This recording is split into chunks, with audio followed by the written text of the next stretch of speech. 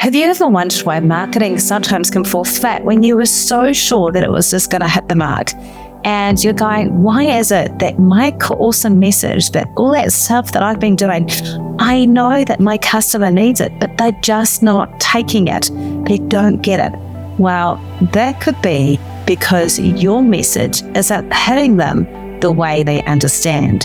And today we're going to talk all about audience schemas and why you need to know about them, how to make them work for you, and how to use them as we dive into our dream client.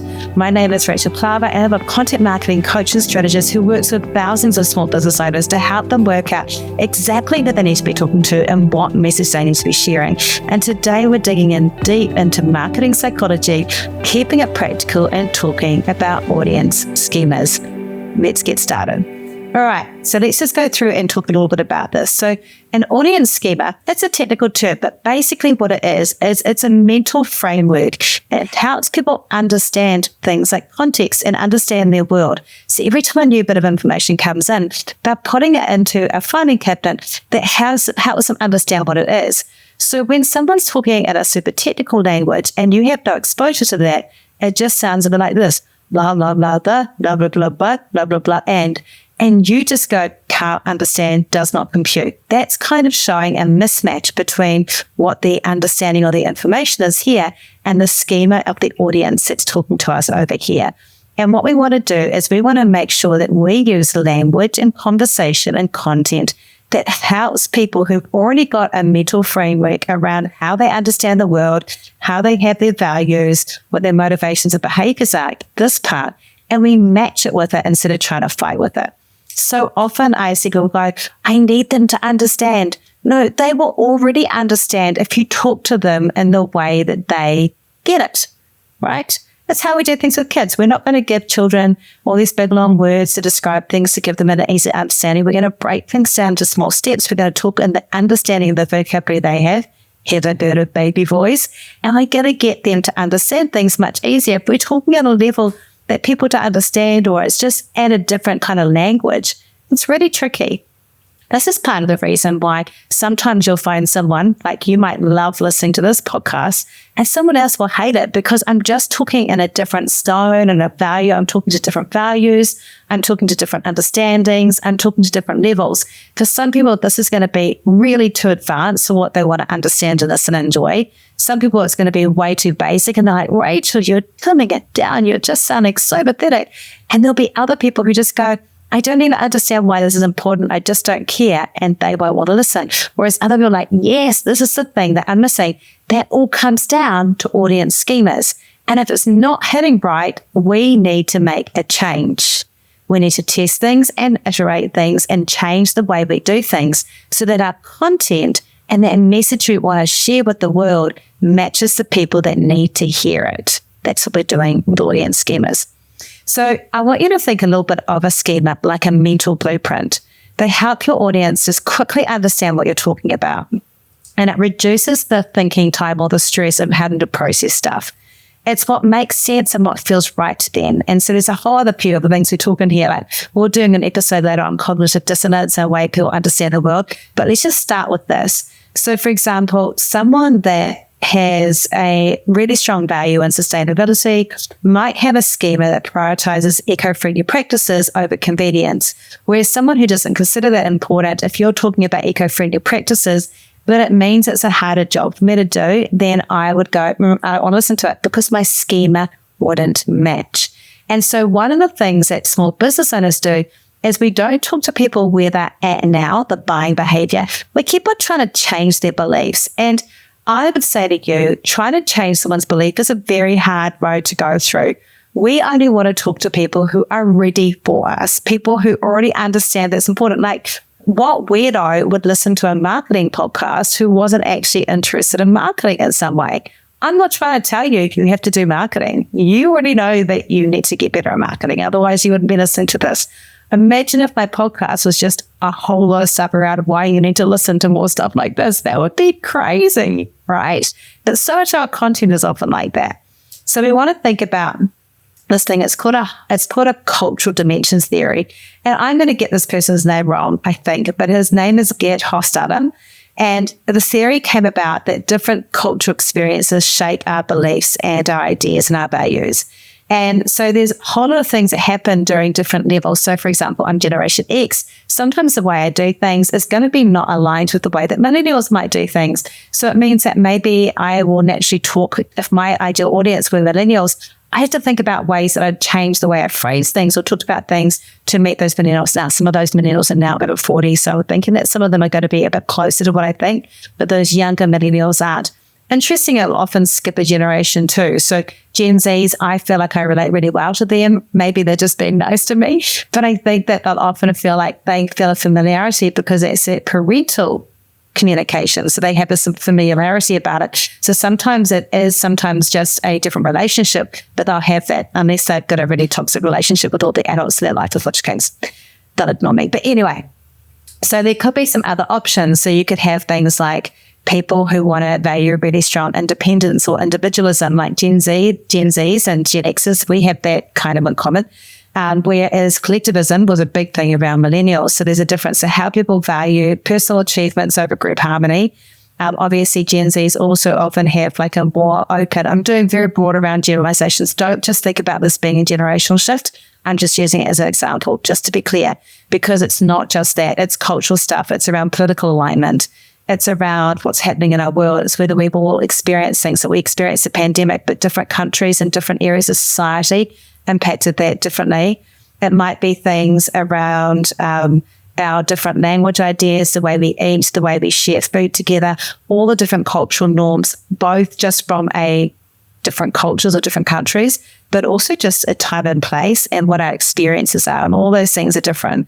So you need to think about where you're marketing and what it looks like. So for example, if you had a collectivist culture, if you had a group of people who really believed that things work better if you work together, but you are marketing a message that's all about individualism, it's not going to hit down as much as when we do this better together, everything works, which is kind of the sustainability message, right? Like that is part of that. Like we've all got a part to play.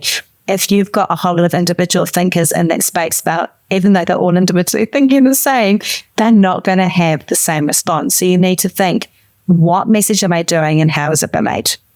So understanding audience schemas and cultural dimensions, all of this helps us then work out how to align our content to make it fit.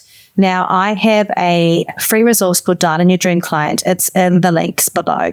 And that helps us create a psychographic profile. And I'm really encouraging you this year to really dig deep on that. I did a big series on it last year in 2024 around what a psychographic profile is.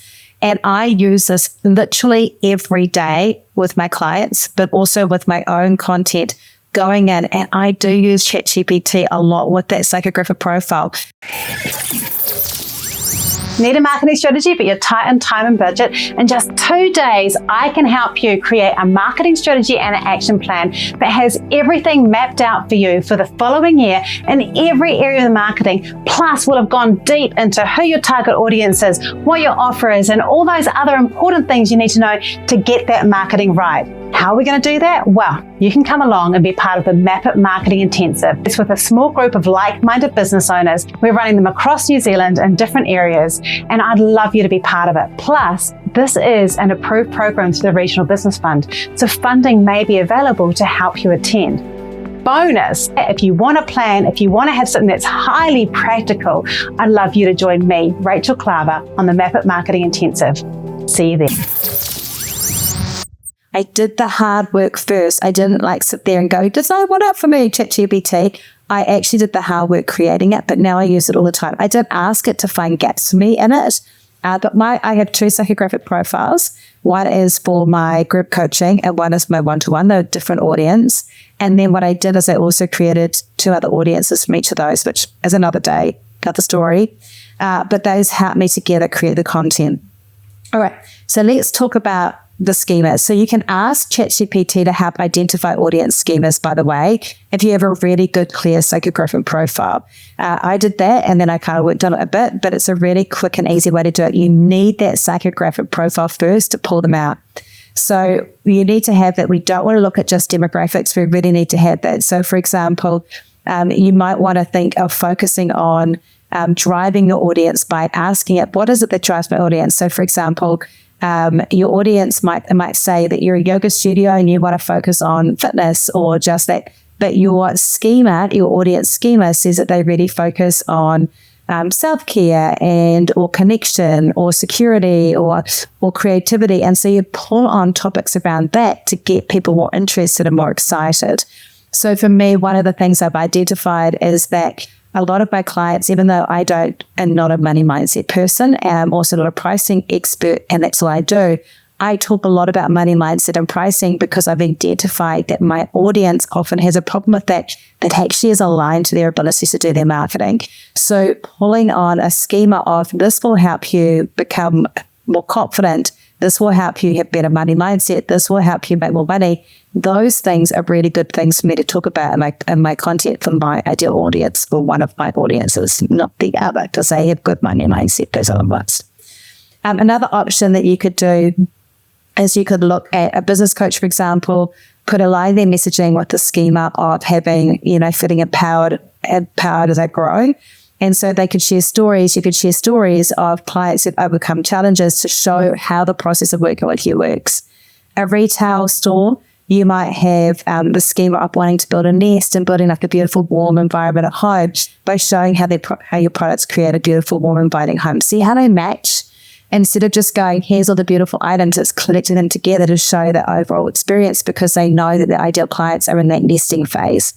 It might be that a charity, you might help with something about having like focusing on people who feel like it's an important part of their identity to be a helper. And you might highlight some small actions that donors can do and the impact of that helping by just doing a simple thing. And those are all good ways of matching what someone already believes of themselves and their values and the way they see the world with the way we're meeting. I talked about this before in a way of going, here's what the client already believes about themselves. Here's how I match that belief. Here's what my client actually knows they need. And here's how we match that need. This is what audience schemas are all about. This is that kind of conversation between the two of them. So when we look at them, there's some really easy, low budget, high impact tips that you can do to do this. You can develop your audience profile. So doing that psychographic profile is really important. Now, you can use a tool like Google Forms or Typeforms like that to survey your audience if you're not sure. And there is a benefit doing that. Not doing that all the time is great, but if you've got a very small list, sometimes we just have to make some assumptions. You can also do a thing where you have two very similar posts, but you choose one that is focusing on emotions and one that's on practicality, but same kind of content. And see which one of those is going to resonate with your audience more, because that's going to give you an idea of what kind of schema, whether people are focused more on values-based or whether they're focused on information-based, and just kind of do it in a test. Or you could even look at something. Another thing you could do is work on the hero story or the building a story brand story. I use it a lot with my clients where we're focusing on making the customer the key point of our messaging and see if that makes an impact. It definitely has made an impact for me using that framework to help me shape my storytelling, not just for my marketing, like on my emails and stuff like that on my website, but actually through my social media, like trying to remember our storytelling. I've just done a storytelling series. I've been doing a TikTok, and I got really annoyed with myself because I know that I use a lot of books about you, and it has to be I, and I've done them all. I can't be bothered rechanging them. Once done is me. But I think I'll probably have to redo a version of them later on using an I and testing it out. Because I think if I used an I and those for them to feel like they're connecting with me, that's going to be better than me going, when you do this. So it'd be like, here's something I wish I know, instead of here's something you need to know. I know that works better with my audience, and that's part of the schema thing of getting them to understand it. So I want you to think about it. I want you to think about one of your core offers, and I want you to ask yourself, what does my ideal client care about the most? Use your psychographic profile, pull it out, and you could even take your core offer and take your psychographic profile and give it to ChatGPT and say, can you look at both of these and tell me, here's what are the audience schemas and the psychological triggers that my ideal audience has. Here's my core offer.